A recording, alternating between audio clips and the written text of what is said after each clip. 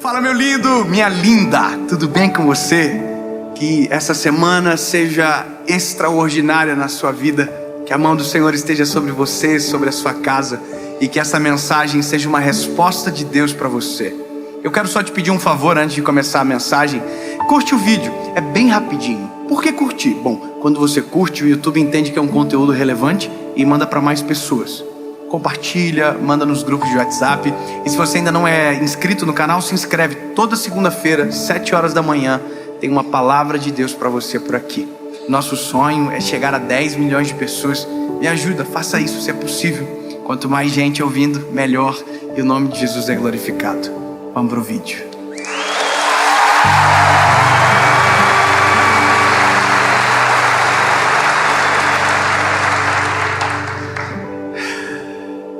Evangelho de Jesus, conforme escreveu João,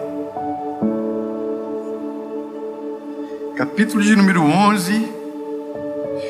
Ah, Jesus, eu te amo. Ora, havia um certo homem enfermo chamado Lázaro. Lázaro de Betânia, da aldeia de Maria e de sua irmã Marta. Era aquela Marta que ungiu o Senhor com unguento e secou os seus pés com seus cabelos, cujo irmão Lázaro estava doente. Portanto, suas irmãs enviaram até ele dizendo: Senhor, eis que está enfermo aquele que tu amas. Quando Jesus ouviu isso, ele disse: esta enfermidade não é para a morte, mas para a glória de Deus, para que o Filho de Deus seja glorificado por ela. Aí um verso seguinte, eu vou pular alguns versos. O verso 17 diz: quando Jesus chegou, encontrou Lázaro já há 4 dias no sepulcro. O verso 32 diz: tendo, pois, Maria chegado onde Jesus estava, e vendo, lançou aos seus pés, dizendo: Senhor, se tu estivesses aqui, o meu irmão não teria morrido.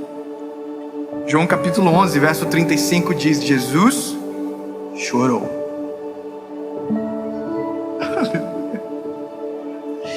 Nada é impossível. Nada é impossível, nada. Aí o verso 37 diz: e alguns deles disseram: não podia este homem que abriu os olhos do cego fazer também com que este homem não morresse?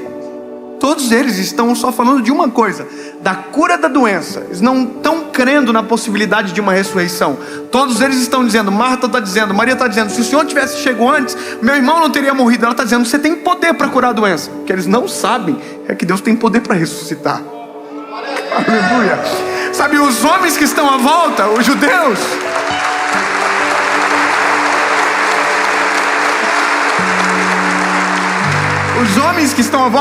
eles também não sabem. Então por isso que eles dizem: se ele dá vista aos cegos, ele podia ter curado esse homem também. Amém. Eu fico doido disso aqui. Aí, o verso 39 diz: Jesus, tirai a pedra. Aí a Marta, a irmã daquele que estava morto, disse: Senhor, a essa altura ele cheira mal, porque ele está morto há 4 dias. Disse Jesus: se tu creres, verás a glória de Deus. Verso 43, parte B: Lázaro, vem para fora. E Lázaro saiu para fora.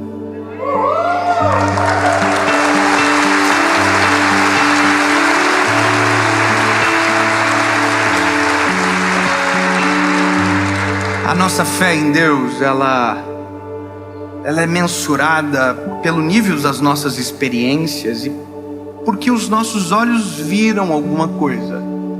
Nós precisamos de algumas experiências táteis com Deus. A gente precisa que em algum momento algum milagre aconteça para que a gente veja o agir de Deus, né? Só que tem milagres e milagres. Tem milagres grandes, milagres pequenos. Mas o fato de ser milagre é você não conseguir explicar por que e como aconteceu. Todas as vezes que Deus fez um milagre com a minha vida, com a minha família, foi milagre porque não tinha como explicar como. E por isso chamamos de milagre. Só que a nossa fé, ela precisa ser alimentada, precisa ser nutrida. Em algum momento ela vai precisar de estímulos externos, outros espirituais, a gente sempre vai precisar.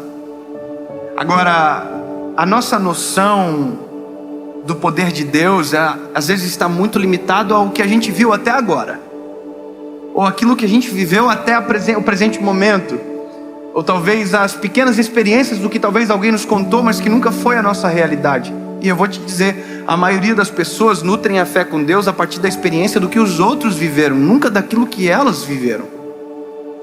A minha oração sempre é: Jesus, que a minha geração tenha uma experiência contigo, porque uma experiência com Deus genuína, ela nos marca para sempre. Marca muito mais do que uma palavra pregada por alguém, marca muito mais do que uma história impactante de alguém. Não, muito melhor do que você ouviu que alguém Jesus curou, é melhor que Jesus cure você, entende? É melhor que você viva esse milagre. Então todas as calamidades que muitas das vezes acontecem na nossa vida e que a gente pensa que é para o fim, na verdade às vezes são para a glória de Deus, sempre é para a glória de Deus. Mas a gente não a provoca, a gente não crê, a gente não sabe de verdade, pensa que não dá, para aquilo não precisa, para aquilo é impossível. Então quando a Bíblia começa contando uma história de alguém que Jesus ama e que é Lázaro, a gente tem toda uma narrativa que constrói o que Deus pode fazer e o que Deus não pode fazer. É muito bom. Ai, Jesus, eu te amo. Eu vou falar de novo. O que Deus pode fazer e o que Deus não pode fazer, está escrito aqui. Você vai dizer: Dave, o que Deus pode fazer? Eu sei, você leu. Deus pode tudo. Mas o que Deus não pode fazer, se Ele pode tudo? Ele não pode ignorar. Não porque não pode, porque não consegue resistir a um coração contrito e quebrantado.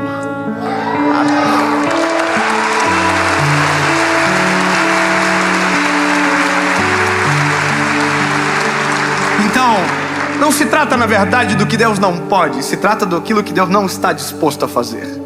Deus não está disposto a ignorar a oração de um justo. Deus não está disposto a ignorar a perda de um amado amigo. Deus não está disposto a ver os judeus chorando, Marta chorando, Maria chorando. Sabe, Maria e Marta, uma delas, lembra, ungiu os pés de Jesus e secou com os cabelos. Então Jesus vê aquilo chorando, ela dele chorando, e a Bíblia diz que Jesus chorou. Porque, sabe, perturbou o seu coração. E não porque não podia curar, não porque não podia ressuscitar, mas porque aquilo para ele era muito agudo para as emoções. Isso para mim é confortante, porque mostra que o Deus que a gente serve não é distante, Ele é empático, Ele é presente. Ele se importa com a minha dor, Ele se importa com o meu sentimento, Ele se importa com a minha lágrima, Ele se importa com o meu clamor, Ele me ouve. Aleluia. Eu quero que você entenda isso da maneira melhor possível. Quando você chora, a Bíblia diz que quando nós choramos, oramos, o Espírito Santo conduz as nossas orações ao Pai com gemidos inexprimíveis. Ele sente. Quando a gente olha a parábola do bom samaritano, o bom samaritano é Jesus, que se importa com a ferida, que se importa com a dor, que para, que ajuda.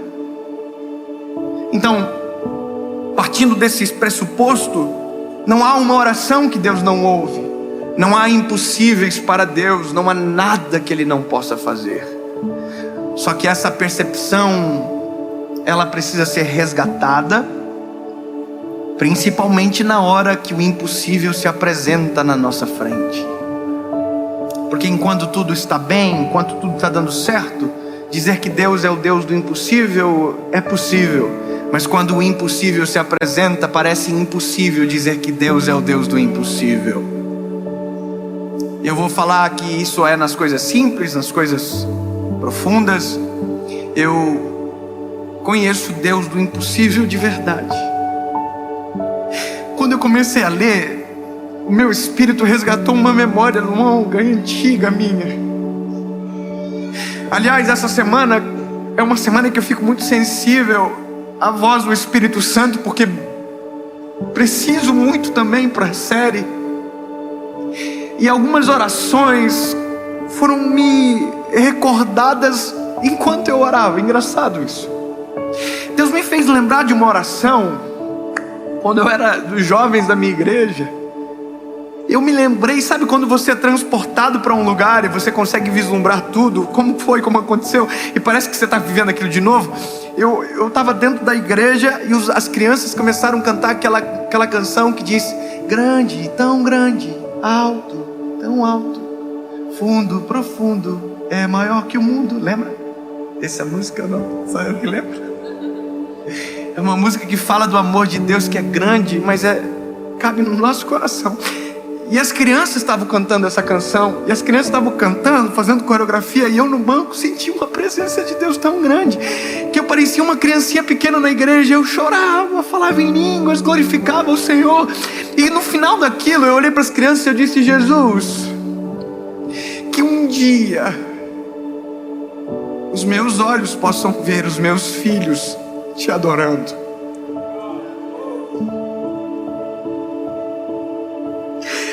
Que um dia eu possa ver, e parecia tão distante, tão longe, e agora de repente eu já tenho 3 filhos, e agora eles, só que agora eu resgato outras orações, eu começo a lembrar de todas as respostas, de todos os impossíveis. E agora, esses dias atrás, eu acho que até contei em uma das mensagens no YouTube, mas eu tive uma experiência com meu filho, com o João, muito profunda com ele, sobre impossíveis. Impossíveis que são subjetivos, porque para mim parece ser impossível, e era naquele momento, mas para alguém pode ser muito simples, mas é milagre porque não se explica, lembra? O João passou mal a noite toda, vomitou a noite toda. E quando ele acordou, a gente tem um acordo na nossa casa de falar somente a verdade, mesmo que a verdade às vezes doa de ouvir. Então a gente fala: olha filho, você vai tomar vacina. A gente não fala que vai dar uma volta e tem um golpe. A gente fala a verdade. Então a gente fala: filho, vai tomar pique e dói, mas passa. O papai toma pique, também não gosta, e também isso é verdade. Irmão, eu morro de medo. Então como que eu vou mentir pro meu filho? Então a gente tem esse acordo. E aí quando ele acordou mal, vomitando muito, eu chamei ele e falei: filho, olha só, se você não melhorar, o papai vai ter que te levar no hospital. Aí, irmão, falar isso para um filho, quem é pai sabe aqui o que eu estou falando, né? Se a gente pudesse tirar a doença do nosso filho e colocar na gente, a gente fazia. Aí quando eu falei para ele no hospital, ele já marejou os olhinhos na hora. Aí eu falei para ele: filho, olha, e aí você vai ser examinado, provavelmente você vai ter que tomar um sorinho, filho, na veia, vai ter que colocar uma agulhinha. Vai doer um pouquinho, mas vai passar.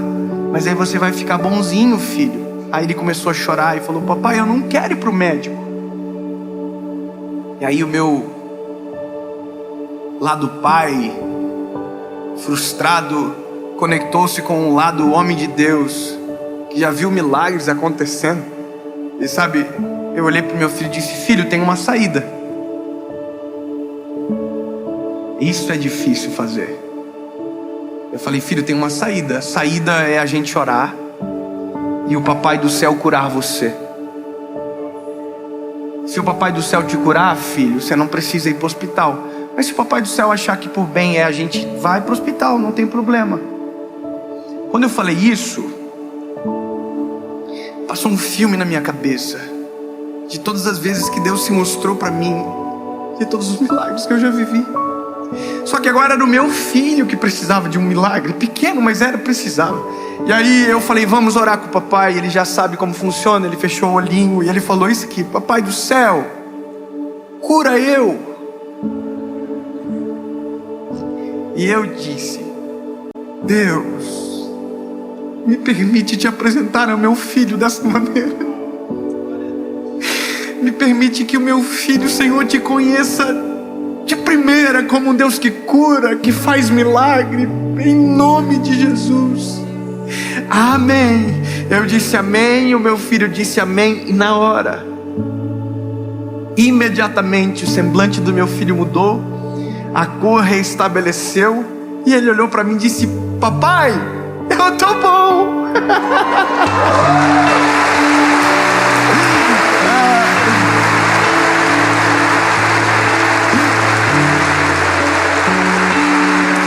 Aí eu falei: filho, você tá bom? Tô. Eu falei: amor, traz comida para ele, que ele estava comendo, vomitando tudo. Minha esposa picou a bananinha, trouxe para ele, e ele comeu a banana e olhando para mim: eu tô bom, papai. E aquela consciência dominou ele. Jesus me curou. E ele passou a semana falando: papai do céu me curou, papai do céu me curou. Eu perguntava: o que aconteceu, filho? Fala pro amigo do pai. Papai do céu curou eu. Sabe, papai do céu curou eu, até o dia que o Noah ficou doente. E sabe o que ele me disse? Papai, ora pelo Noah. Isso é um exercício. Vai ter vezes que Deus vai achar melhor não. Eu não sei quando, não sei como, mas de uma coisa eu posso sempre fazer: pedir, clamar. Sabe, Senhor, tu podes. Só que aí que mora o problema. É que às vezes a gente crê para isso, mas para aquilo que é maior a gente não acredita. E isso é o cenário do texto. É o que Marta, é o que Maria está dizendo: Jesus, o Senhor está atrasado para um milagre que o Senhor poderia fazer. Eu queria que o Senhor curasse, e agora já não dá mais para curar, porque ele está morto. Os judeus disseram a mesma coisa. Se ele cura cegos, ele poderia muito bem ter curado, mas ele chegou atrasado. E o homem já morreu. Aí Jesus diz: não, eu vou resolver. E mesmo Jesus presente, dizendo que vai resolver, que vai ressuscitar, Marta diz: não, Senhor, mas ele já está 4 dias morto, já deve estar fedendo. Não. Grava o que eu vou dizer para você. Para Deus nada é impossível. Não existe áreas da sua vida que Ele não possa ressuscitar e trazer a vida novamente. Não tem nada que foi sepultado há 3 dias, 4 dias, que Ele não possa vir e dizer: saia para fora, porque para Ele nada é impossível. Lembre-se, Deus pode tudo, mas nós só saberemos se ao invés de desistirmos, clamarmos por socorro. Se ao invés de abandonarmos, dizermos: Deus nos socorre. E Deus é socorro bem presente no dia da tribulação. Então, se está morto, há uma possibilidade de ressurreição. Se está doente, há uma possibilidade de cura. Se está desanimado, há uma possibilidade de um reânimo. Mas tudo depende do clamor e da resposta. Mas a resposta vem do Senhor. E você vai ver que aquilo que eu estou falando é verdade. Nada é impossível. Jesus olhou e disse: removam a pedra. Removam. E eles removeram a pedra. Eu imagino que quem está... Eu fico imaginando, isso para mim é inerente da mensagem, imaginar a cabeça, os olhos, a expectativa de todo mundo que está ali fora. Eles estão todos assim.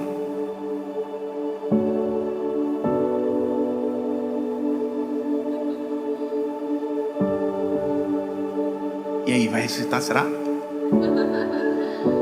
Será que essa pedra é pesada?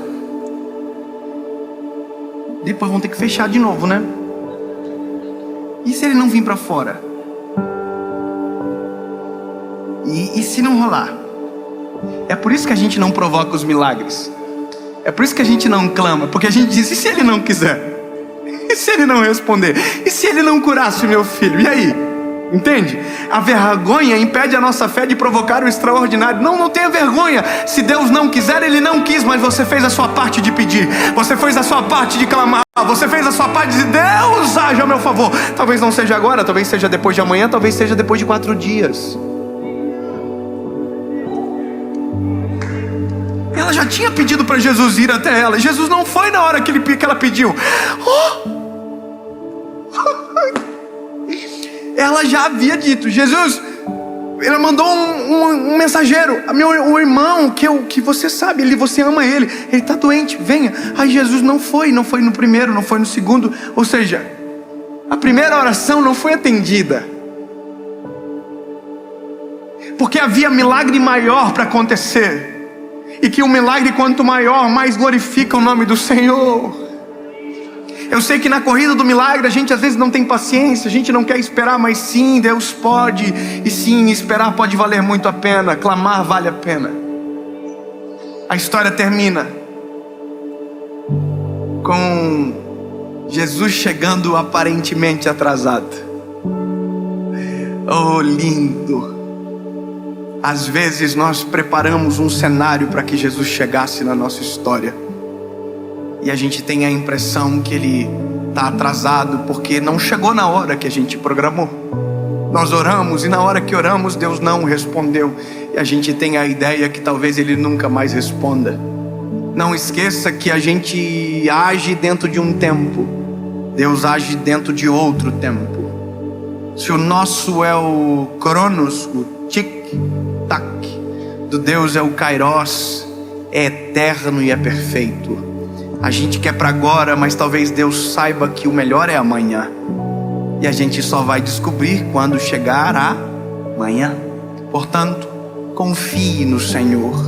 E eu repito para você, não existe nada impossível, nada morto que Ele não possa ressuscitar. Os sonhos, as famílias, os corações, em nome de Jesus. Em nome de Jesus.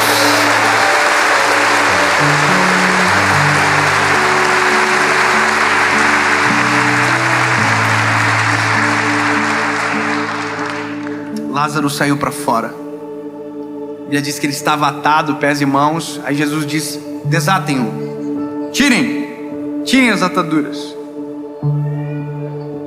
E o final todos que estavam naquele lugar saíram estupefatos com o que viram. E aí aconteceu um fenômeno: alguns creram nele para a salvação. Alguns creram, mas outros não creram.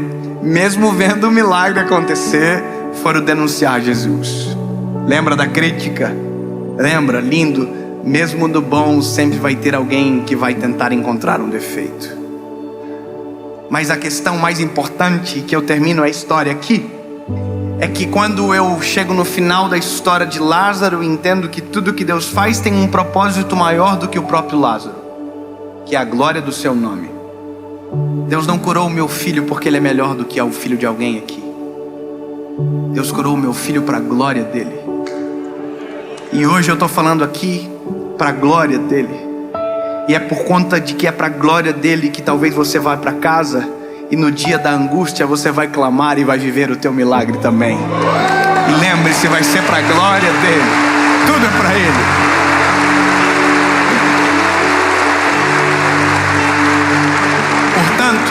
Ao invés de desistir do milagre, vamos orar pelo milagre.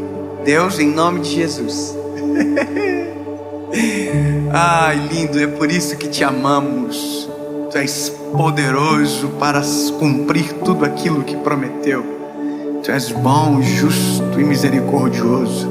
E agora eu clamo pelas famílias, clamo pelos teus filhos que ouvem essa mensagem e que precisam de um milagre urgente. Faz o milagre. Traz a cura, ressuscita aquilo que morreu. Cumpre o teu querer, Jesus, para a glória do teu nome. E que em alguns dias testemunhos cheguem desta palavra, pessoas curadas, transformadas e libertas. É nisso que eu creio, em nome de Jesus, amém.